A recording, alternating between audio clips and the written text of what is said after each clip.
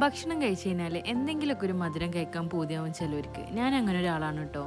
അപ്പോൾ അതിന് വേണ്ടിയിട്ട് ഉണ്ടാക്കണ ഒരു ക്രീമി ടെക്സ്ചറിലുള്ളൊരു മാംഗോ പുഡിങ്ങിൻ്റെ റെസിപ്പിയാണ് ഞാൻ ഷെയർ ചെയ്യാൻ പോണത്. സോ ഫസ്റ്റ് ഓഫ് ഓൾ നമുക്ക് മാംഗോ ചെറിയ പീസസ് ആയിട്ട് കട്ട് ചെയ്തിട്ട് എടുക്കാം.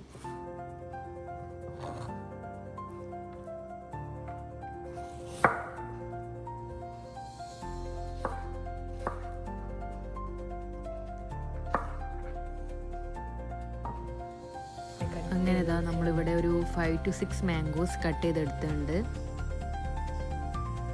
ഇനി ഈ കട്ട് ചെയ്ത് വെച്ച മാംഗോ മിൽക്കും ഷുഗറൊക്കെ ആഡ് ചെയ്തിട്ട് നമുക്കൊന്ന് ബ്ലെൻഡ് ചെയ്തിട്ടെടുക്കാം.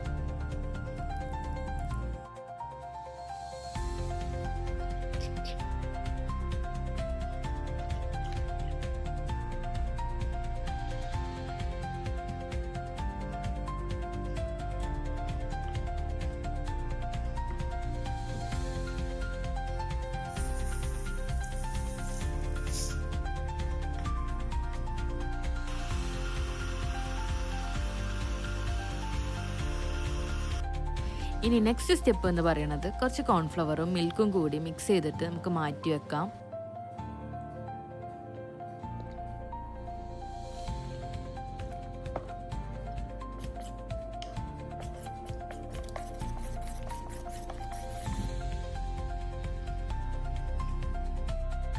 ഇനി ഒരു പാൻ ചൂടാക്കി അതിലോട്ട് നമ്മൾ ബ്ലെൻഡ് ചെയ്ത് വെച്ച മാംഗോ ആഡ് ചെയ്യാം.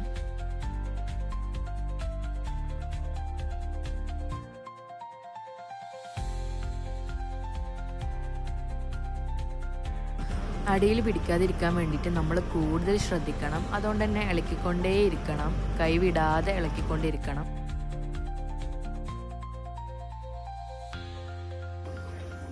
ഈ ഒരു ബബിള് വന്ന് തുടങ്ങുന്ന ടൈമിൽ നമ്മൾ നേരത്തെ മാറ്റി വെച്ച ആ ഒരു കോൺഫ്ലവർ ആൻഡ് മിൽക്ക് മിക്സ് എടുത്തിട്ട് നമുക്ക് കുറച്ച് ആഡ് ചെയ്ത് കൊടുക്കണം.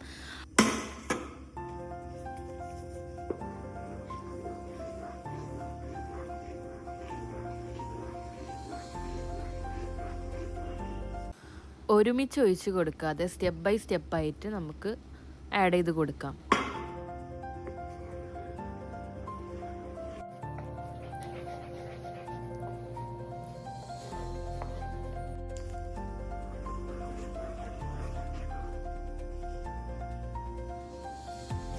മിക്സ് ചെയ്തുകൊണ്ടിരുന്ന കോൺഫ്ലവറൊക്കെ വെന്തിട്ട് ഈ ഒരു കൺസിസ്റ്റൻസിയിൽ എത്തുന്ന ടൈമിൽ നമുക്ക് ഫ്ലെയിം ഓഫ് ചെയ്യാം. ഇനി നമ്മൾ ഈ ഒരു ക്രീമി മാംഗോ പുഡിംഗ് സെറ്റ് ചെയ്യാൻ പോകുന്ന ബൗൾ എടുത്തിട്ട് അതിലോട്ട് ഒഴിച്ചു കൊടുക്കാം.